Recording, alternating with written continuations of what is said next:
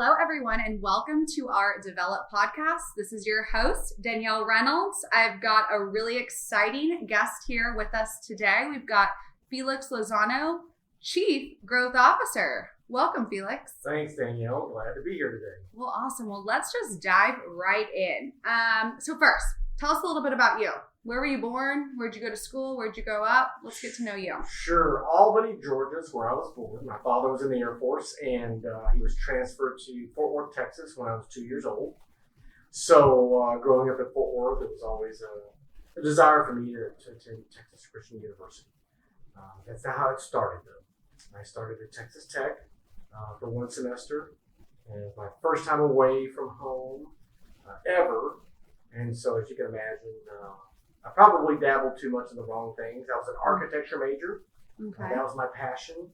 I took 5 architecture classes, 1 accounting class, and after a real quick realization that the accounting class was like my only A, my architecture classes were C's. I probably decided to come home at that time and then go to a junior college. And from the junior college, I went to UTA to pick up some cheap credits compared to the tuition at TCU. Then I made my way to TCU. So I hit several schools before graduating. But yeah, the journey through college was a 7-year journey. And I think it made me more mature coming into the profession. And then right after college, I was lucky enough to work with Ernst & Young. It was Arthur Young prior to the merger with Ernst & Winnie, but it became Ernst & Young, and that's where I met our managing partner, Larry Autry. Did my 8 years at Ernst & Young before joining Whitley, Penn in the audit practice to start the audit practice, and that was 1995. Crazy. Long time ago. Well, I've just learned a lot about you, the tech and the architecture, UTA, things I never knew. So, wow, way to start strong. Yeah, people gave me a hard time. They always said that I was making my way to the Southwest Conference That's okay. at that time. I even did one class at UNT. Okay. Just trying to make up cheap credits to get the GPA back to where it needed to be. Yeah. But then once I got my rhythm at TCU, again, you're a little bit more mature, and years 5, 6, and 7 were my best grades. Yeah. I kind of grew out of all the Well, you found your best fit, and you made it work all along the way. So yeah, I did. Awesome. So when you started out, you mentioned early on in your career, did you always know that accounting would be your passion and you would stay in it long term? No, look, I mean, I was really blessed. I got the gift of being able to really enjoy conversation with people. And I was a salesman going through college. I sold men's clothing, and then I worked at the Hyatt as a bellhop, valet, and then a bellhop. But everything about the communication in all my jobs gave me the confidence that I could talk to people really easily. Getting into the accounting courses at TCU was really, it was happenstance. Henry Lusky, who was the owner of Henry's at the time, was an accounting graduate from the University of Texas. And he looked at me one day and he said, "You would be a really good CPA. You have the gift of gab. You get the math. There's nobody like you." Mm-hmm. And you got to remember, back in the 1980s when I graduated, the accounting profession didn't at that time have a real intentional, structured focus on growth. It was technicians. Mm-hmm. Know your field, know your subject matter. And so I came in at a time when the accounting profession was just getting into an intentional sales growth. And so with Ernst & Young, they noticed it pretty quick. That advice from Henry was, you know your math, you're good at communication. I think Ernst & Young saw that really quick early in my career. And I was offered out of the audit department 5 years in to move into state and local tax in the Dallas office of Ernst & Young. And at that time, I was given carte blanche. You travel the nation looking for state and local tax projects. You have a team here. They'll cultivate the leads. Then you go with the technicians. You bridge the conversation. And so I did state and local tax sales for a year. And then I was getting bored. And a really good friend of mine at EY, Rafa Garza, said, "You know what, I'd really like for you to work with us in Mexico in the North American Business Center." And granted, look, I know enough Spanish, but I don't know business Spanish. I know conversational Spanish. I can make my way through. But it was a challenge going down to Mexico back and forth for a year to work with Rafa, but I needed the challenge. I was getting bored. Mm-hmm. Did that for a year. I was getting bored again. And I really liked auditing businesses because in college, when you grow up, you have no idea what people make, how they make their money. And I like business. And so getting into auditing, I thought I can always see what people make, how they make their money, what the businesses do. So coming back from Mexico, I was just like all excited again. I was bored. And that's when Larry came up to me and said, man, you know what? We ought to go join this small firm, Whitley, Penn. They don't have an audit practice. You've got the skill set. I think you can grow an audit practice. And so I kind of just fell into the accounting that way and auditing. And it was never a plan from day one. It was never, oh my gosh, I want to grow up to be an auditor. Mm-hmm. I just grew up thinking, I want a profession that allows me, of all funny things, I want a profession that allows me to take my shower in the morning, not at night. Because I tell my kids all the time, tell me what you want to do. Do you want to take your shower in the morning or at night? And that's all in references to where's your passion. Tell me which one it is. Is it outside mowing lawns, which I love to do. I love to do early on when I was a kid. So you're taking your shower at night. No big deal. Just find your passion. But yeah, it was never a goal. It's just, I fell into it. I love that. And I also love, it just takes one person, right, to invest in you. And you never know what, opportunities are where they're going to take you and what are going to come out. So just go with it. And you're right. I mean, look, it was just one person who saw something in me that I didn't know I had. I had no idea what accounting was. It's just this one really successful man said, you would be a good CPA. Mm-hmm. And all through TCU, I moved my entire focus on accounting and business. Yeah. Yeah. So what's your best advice for young professionals who, it doesn't look the same as far as going through school, maybe in accounting specifically, and finding where you're going to be. But what advice do you have for them as they're trying to navigate early on in their career? Talk to people. Talk to people around you. Talk to your circle of influence. And everybody has a circle of influence.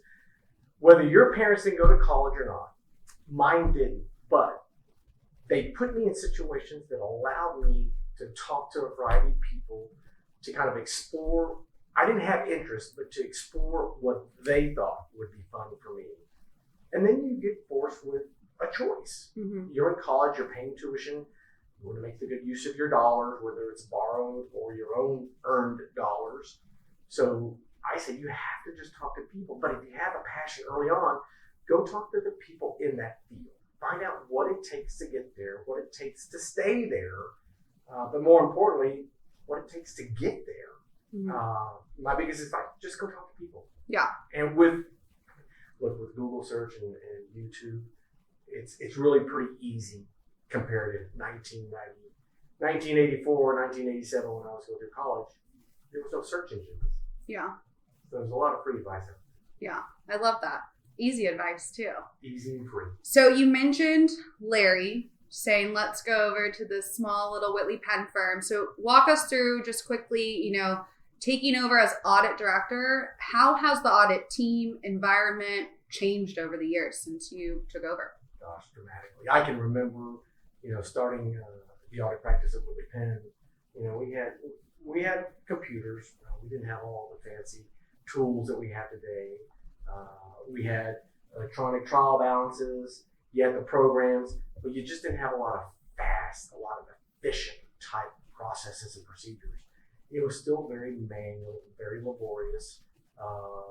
I do remember the shift coming from written paper to computers to spreadsheets to Excel, and now today is the AI environment and trying to get a little bit more intentional. Really ripping big unstructured data into a manageable format that can be a little bit more predictive. Wow, it's changed over the 30 years that I've been in this business now. Over 30 years, it's changed significantly. And I'm sure there'll be, even in the next 5 years, change tremendously. Yeah, I think accounting profession is one of those professions that's still way behind the curve on technology. Mm-hmm. You can go out. There's a website out there. What jobs are most likely to be replaced by technology over the next 5 to 10 years? Mm-hmm. The bottom of the list is lawn care. Well, there you go. Top of the list is professional services and accounting. So you're right. I think in the next 5 to 10 years, technology will replace a lot of the rote, mundane procedures that can be just really tackled with technology to allow the CPAs to be more advisory. Yeah. So yeah, I think big changes coming. Perfect. Well, I think that definitely leads us into what I want to focus on today. So Whitley Penn has grown a lot, right? You've been through that growth. It's been exciting, but it's also allowed you to continue to try new things. So new chief growth officer. So I want to talk about that transition. What do you think you're going to start to focus on? What do you think the biggest areas and opportunities for growth are? Yeah, the focus area for me this year is really pretty simple. I'm looking for progress, not perfection, but the areas I want to focus on from growth are probably 4 areas with probably a 5th. The 4 areas for me are to focus on markets, focus on industries, focus on service lines, and then focus on leadership. And leadership to me is our managers through our partners. Those are the 4 big buckets. I think the 5th bucket, which probably should be number 1, is human capital. Mm-hmm. Growing our human capital base, recruiting. You're in it at the campuses all day long. We've got a really fine recruiting process, a strong machine that you guys have created. But now it's looking different. I mean, now with the pandemic, it's forced us all to go back and reevaluate what does the work model look like? Mm-hmm. What does the right person for Whitley Penn look like? So as I'm getting settled 3 months into this new role of those 4 areas I'm focused on, in my conversations with partners, they're kind of like, hey, Felix, we know you're all about growth, but let's grow our people. And I look at that a couple different ways. I mean, you're a perfect example, Danielle, with the Develop series. I mean, that's trying to grow the interns and the staff and the seniors with a structured program that gives them probably a better look at not only just the leadership of the business, but how the business works and how the business leaders work. So now we got to move upstream with managers through partners and growing them, which is one of my 4 buckets.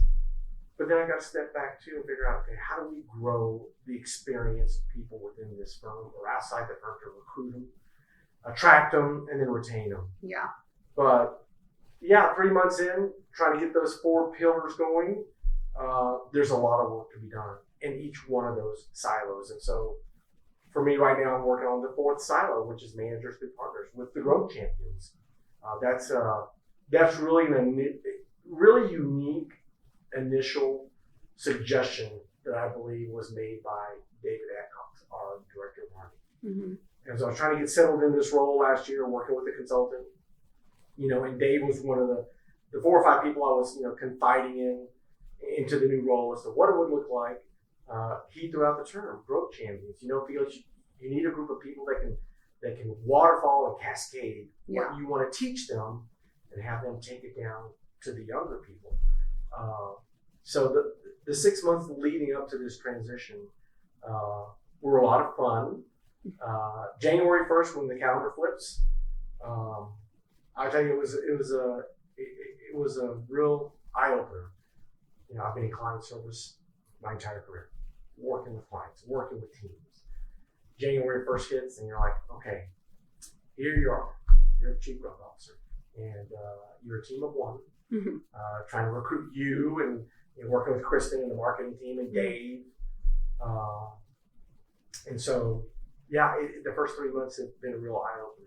It allows me, it's given me the time to read a lot, which I love to do, but to think more about the business, dive into the business of the business, dive into where's our revenue coming from, what markets is it coming from, what industries, how are the service lines working, and then kind of backing that all up to working with the managers and partners on all those 3 areas. So we're just beginning.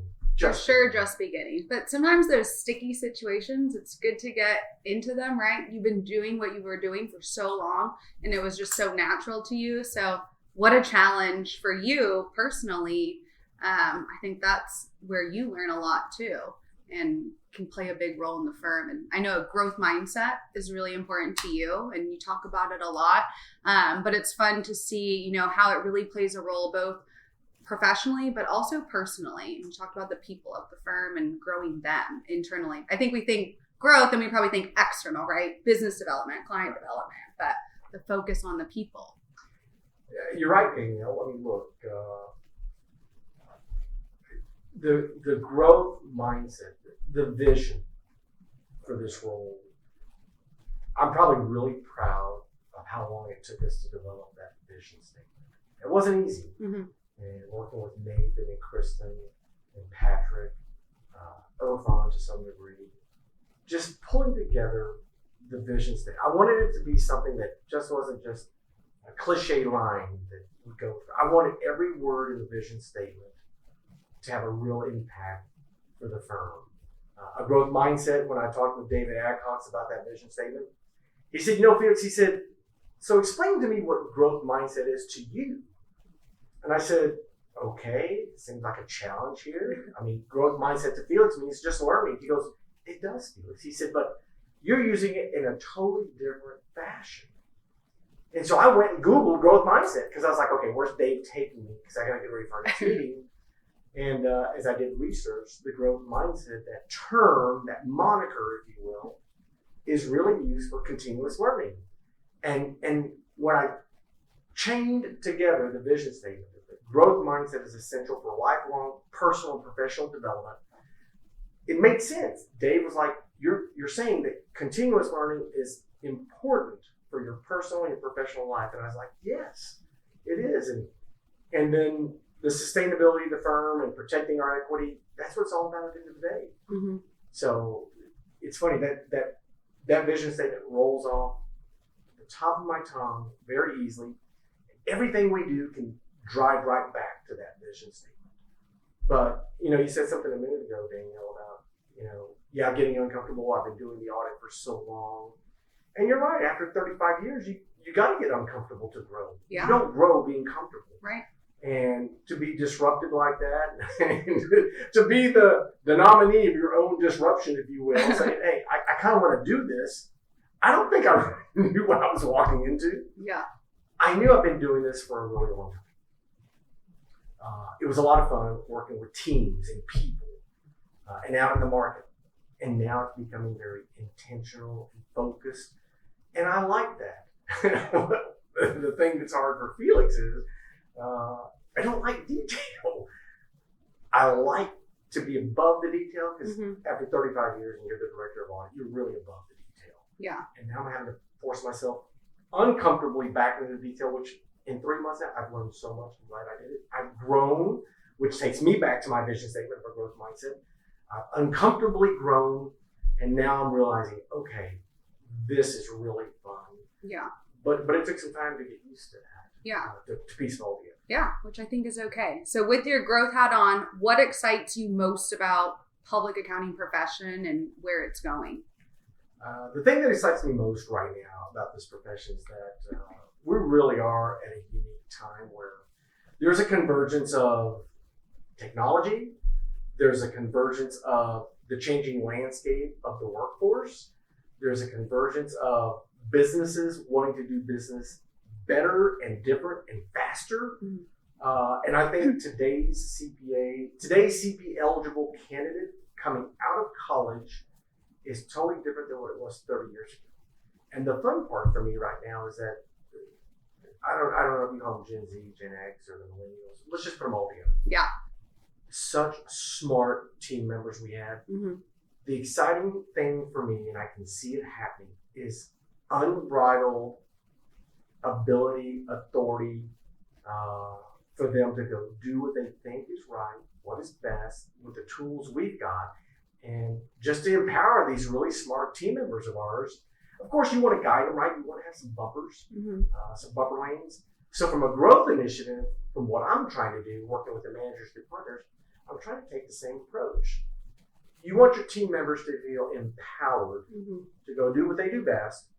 And when it's with a growth mindset, whether it's training or learning, working on the client, I want them to always ask themselves, can you see your client with a big sign around their neck that says, make me feel special? Mm-hmm. And if our team members will look at their clients and everyone they interact with on the client side that has a big sign across their chest that says, make me feel special, You look at the relationship differently. You look at the service you're providing differently. And then you think beyond the compliance of, oh, I wonder what their goals are for their business. Mm-hmm. And so the exciting part is we're really going to start shaping our team members to be more advisory. Yeah. Even though it's embedded in compliance, compliance will be a smaller part. But we have the real opportunity to train our team members to be more advisors. And that's not easy. Yeah. You've got to be coached to look at situations totally differently. But it goes back to the relationship. Yeah. And you're just kind of, it's an uncomplicated thing, but sometimes maybe we complicate it too much, and that's not the way our brains all think. You didn't go to college to think that way. Yeah.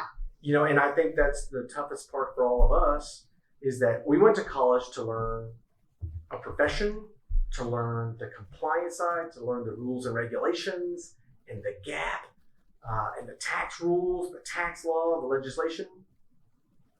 But somewhere or another, we lost the ability to empathize with our clients and have a real deep relationship. Yeah. And I get it. It's hard to have a deep, strong, empathetic relationship with every one of your clients, but it's not impossible to have a relationship with all of your clients. Yeah. And I think that's where I'm working right now with the growth champions on the empathy and the communication. Yeah. And remembering everyone's human, right? We all want those things. I think we all want those things, but I think when you come to work sometimes, you get focused on the task. For sure. And not the relationship. And you have to sit back, and I think this is the realization for Felix right now. After being in the client service side for 35 years, I'm able to sit back and look and think, where were my strongest relationships with my clients? Yeah. And it comes down to one thing: communication. Being able to have comfortable, real conversations, yes, about the business, and yes, about the person. But at the end of the day, having that real conversation. So it's different. When I talk with my children, they love to text. Okay, well, I'd like to pick up the phone every now and then. I want to hear the voice. Yeah. And so when I want to get the attention of my children, I'll just say, call. And that's the signal that I need to hear your voice. Yeah. So now I think about our clients. Mm-hmm. I think if we're asking our clients, what's your preferred method of communication? And they say text or email, go for it. Yeah. They've given you the authority and the permission. But if they say, I really like to talk every now and then I think that's also the permission to, hey, pick up the phone. Yeah.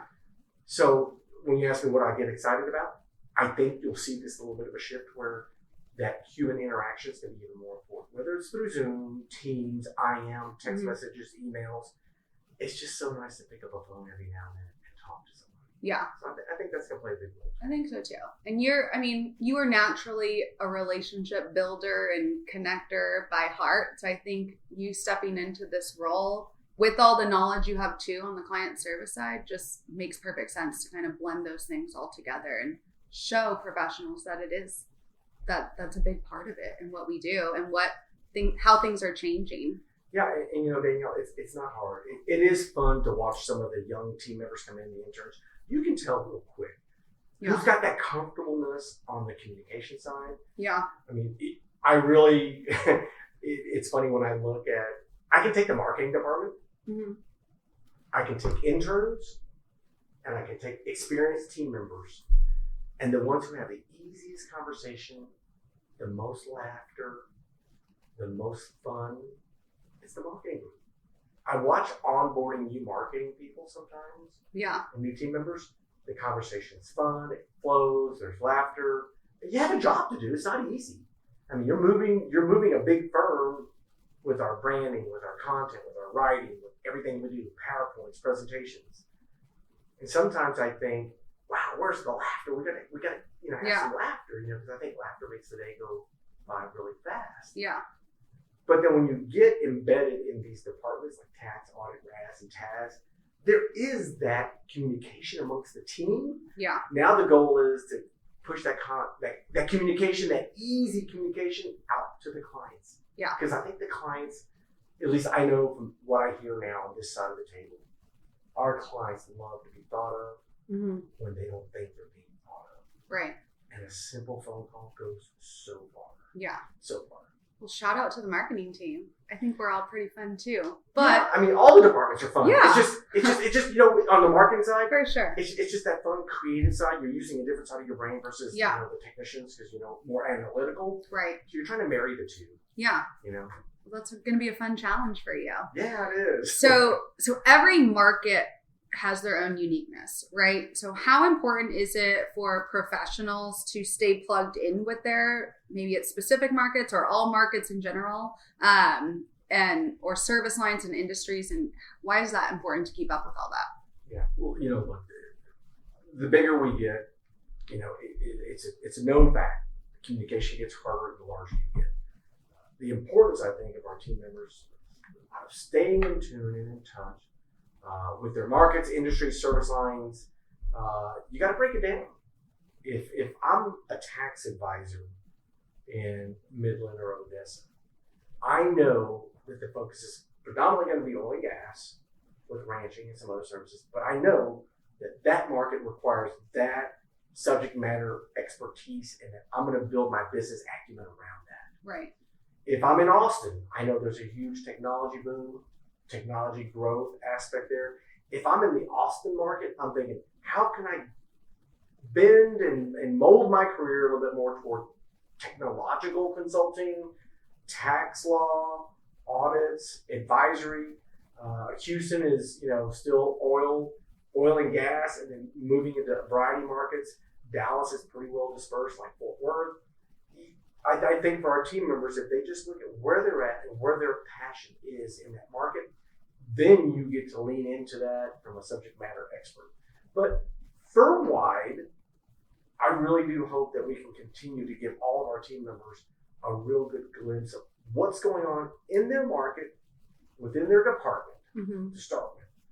And then as we start to do what I call the multiple touch cross-serve, right, getting our team members more comfortable with all the other things we're capable of doing, so that when they're out there advising their clients and getting to know their goals, and a client says, hey, I'm looking for a strategic vertical acquisition or a bolt-on, it's like, wow, can I talk to Daniel Border and Taz to see, hey, is there anything going on in the healthcare business with medical devices? Because I've got a client who's looking to buy someone. Do we have any experience there? So trying to connect all the dots. Yeah. And this big firm that does so many things. Right. It's back to communication. Yeah. How well can we keep our team members up to date via communication? Yeah. And we've never had a strong focus, right? Connecting all those dots. So how great now that the focus has shifted with the growth department, for example, that they get to be the ones to share that knowledge with our client service professionals. So it's not them just coming up with everything. No, you're right, Daniel. I mean, look, it's amazing to see it in action. When you talk to somebody like, let's pick on Brianna Oakley out in Hobbs, new member of the firm, year and a half in. So quickly she was able to absorb and soak up all the things we're doing. So the cross-serve opportunity to her clients is really easy now. Right. She loves ag. She's good at oil and gas, and she's got a lot of clients coming to her for advice. And her learning what we're capable of makes her a better advisor. And that's just one example. I can come all the way over here to Dallas, and I can look at a young manager like Kate Ward, and Kate's just now learning all the things we're capable of in this firm. And then more importantly, like with our growth champions, these are people who have demonstrated a certain level of growth within their own service line, their own office, and them personally, that they're wanting to know more about the firm. So the hope is to try to cascade that down to everybody in the firm. And it takes time. Yeah. To learn this big firm. It'll be exciting. So getting involved, let's focus on externally. Okay. Why do you think this is important? And you're obviously very involved, whether it's in the community with different organizations, but how have you navigated throughout your career deciding, what to get involved with? You can't do it all. So how do you pick? Now, again, that's just another area where I think someone leaned into me early on. For example, the YMCA is near and dear to my heart. I've been tied into that organization for nearly 20 plus years, starting in Fort Worth. That was Jerry Pipes, the CEO of the Fort Worth YMCA. We were sitting at a dinner at a Hispanic Chamber of Commerce banquet, and he happened to be sitting at my table, and he said, "Wow, I'm impressed with what you've done with your career in a short amount of time, getting to Whitley, Penn. Would you be interested in joining our board? I think you have a lot to offer the YMCA." And I knew nothing about. I have no YMCA story. I just didn't. And so Jerry invited me to the YMCA, and at that time, I was involved with leadership Fort Worth, the Chamber of Commerce, but I wasn't giving anything back to my community. I'm not going to say I was a taker. Mm-hmm. I just was. I wasn't doing anything to help the community. And I was finally getting to a point in my career where you really need to give something back. And ever since I fell in love with the YMCA, it followed me. I was lucky to be the chairman of Fort Worth after a short stint. It followed me to Dallas, and it's been so rewarding to give back to the community. Now, to pick and choose where you spend your time is hard. Mm-hmm. Look, I make no bones about it. The Dallas Regional Chamber, the Fort Worth Chamber, they're looking for representation on their boards in the business community. They want C-suite people. I get it. I didn't run to the Dallas Chamber. I mean, they actually came to me here in Dallas, and Angela Farley and Jennifer sat down with me and said, "Do you realize how much money Whitley Penn is spending at the Dallas Regional Chamber?" And I was like, "Well, now bring it up. No, how much are we spending?" I knew we did Leadership Dallas, and you were here. You were doing YP, yeah, young professionals, and she pulled out the list of all the things we were doing in Dallas at the Dallas Regional Chamber. She said, "Felix, for this spend, you really should be on our advisory board and our board." Yeah. And so I took it under advisement, and I thought about it, and I thought, what a great way to give back to the business community by participating on that board. So that was an easy business ask, but that wasn't civic. Yeah. I still look at the YMCA as my civic give back. Yeah. And then, right after that, the State Fair of Texas, again, one of the board members from the DRC approached me and said, "We're looking for some talent on the advisory board. We think you'd be a good candidate." I took it because I like the State Fair. Yeah. I've been, but you never know what they do behind the scenes, how much they give back to the community. Yeah. Literally in Southern Dallas. Mm-hmm. And Southern Dallas is a focus for me. So learning that they gave back through scholarships and through all the ranching programs, that they give back to the ranching programs, FFA and all these other wonderful programs for the students and the kids. But what they do for the Southern Dallas community was really meaningful to me. So I studied that organization, and I accepted that advisory board. Yeah. I always tell people you can't do it all, right? So you got to think what's important to you. You also have different seasons of life. So your, involvement can change as you change personally and professionally and go through different stages. Yeah. But I agree. It's so important to get involved, and you just learn and grow a lot too. Yeah. And look, it's not anything to, I don't do these in hopes of getting business. Yeah. And man, have I been blessed. Even with the Dallas Regional Chamber, the very first meeting, Jennifer comes up to me and says, "My husband works at XYZ Client, which is a very prominent family in Dallas, and today they are a very significant client of the firm." Yeah. My first advisory board meeting, I was able to pass off the client to Randy Gray. I never went into it looking for clients. Yeah. You go in to learn about your business community. Yeah. But I think if you go with the right mindset, if I want to give, mm-hmm. it plays right back. Yeah. All these years later. Yeah. Into the Go Giver book that you've heard me talk about, and we've studied as a growth champion group. But my mind didn't think connecting the dots that way. Yeah. It's just you're trying to do good in the community, and something good always comes out for the community and maybe for you. It's a great story. Go Giver. Everyone needs to go grab a copy of that. It's easy, when you look at the 5 laws of stratospheric success, it's just, number 4 to me is still the most important one, and that is, the best thing you have to offer is yourself. Mm-hmm. And if our team members at Whitley Penn, and a lot of them do, they've read that book. But if you can lean into that book for what it really stands for, the best thing you have to offer your client is yourself. Yeah. I love that. So Tell me about mentors. You think have mentors played a big role throughout your career? Whether you being a mentor, having a mentee, do you believe in the importance of mentors, coaches, gathering that type of support at any stage of your career? At any stage, for sure. It's a two-way street. I don't think I actively went out looking for a mentor early on. The Henry Muskies of the world who came to me while I was selling clothes in college, and the Jerry Pipes who came to me to join the YMCA, the Rafa Garzas who came to me to ask me to do a one-year stunt back and forth to Mexico. I think the mentor-mentee relationship can be very powerful if both are willing to participate. I think it gets to be even more powerful sometimes when you're not even looking and someone leans into you and says, hey, I have an idea. Would you consider?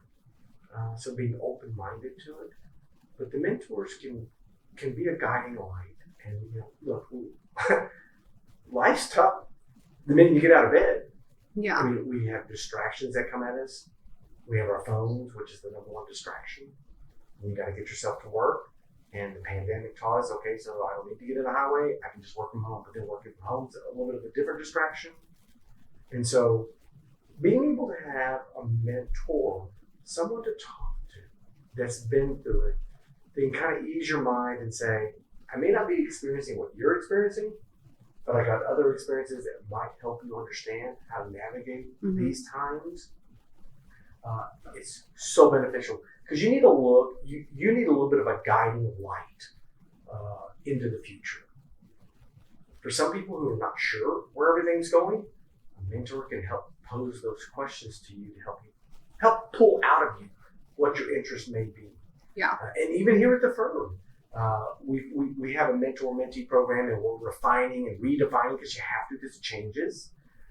But I think early on in your career, the minute someone walks into this firm, if they can identify with someone, and it's going to change over the course of their career, but if we can have people identify someone who says, I really just like to learn a little bit about how Danielle does what Danielle does, right? Or Rebecca, or Kristen, or Jeff, or Randy, or Brett, or Nathan. There are some partners here at this firm who have an awesome story to tell about how they got to where they're at. Yeah. Take Tabitha out of Hobbs, New Mexico. You can take Kristen or Catherine Kirk out in Midland. There's a lot of powerful stories here that if team members will be willing to just walk up and say, hey, I need a little help here. Yeah. I'm just curious. Kind of just goes back to relationship building, right? Everything sounds like it points back to relationships. Relationships and communication. Yeah. And I want us to be able to have those open door, easy flowing conversations. And for the most part, I think our doors are open.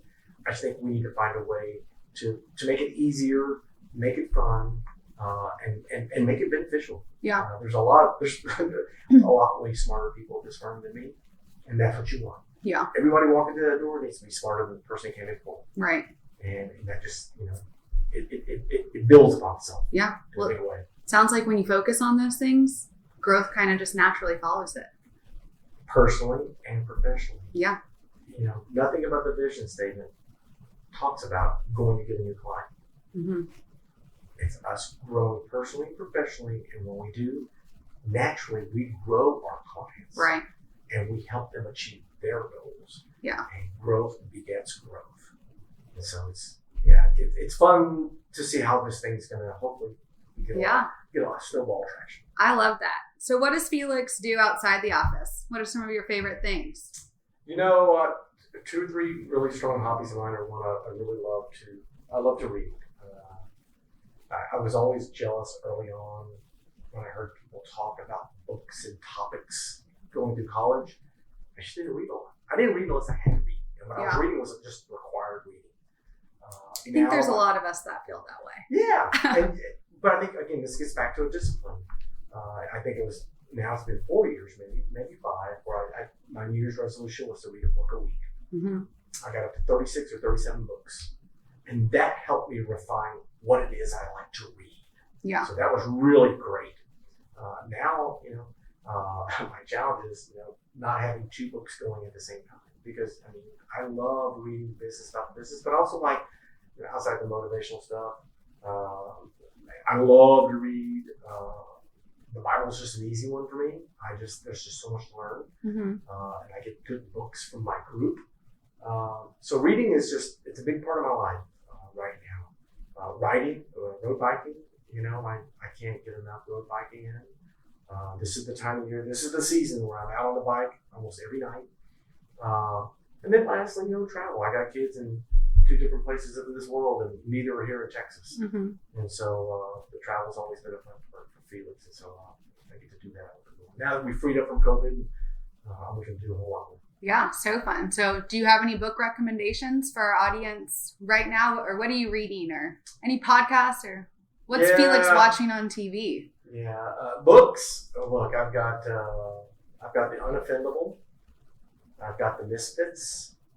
The one that we just pushed out to the Growth Champions, The Gap, The Game. Started that. It's great so far. I'm telling you. Super easy concept.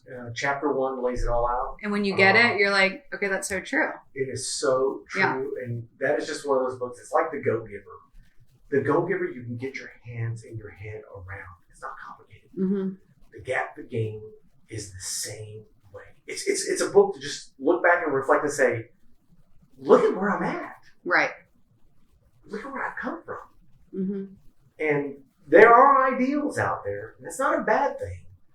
But how you measure yourself can set your mindset. For sure. And then the last one that I finally got in the mail that I ordered last year, I was fortunate to watch Tim Tebow speak at the Zig Ziglar event that Christian Academy sponsors every year. He was telling the audience, hey, my new book's coming out, Mission Possible. And I finally got that in the mail about a month ago.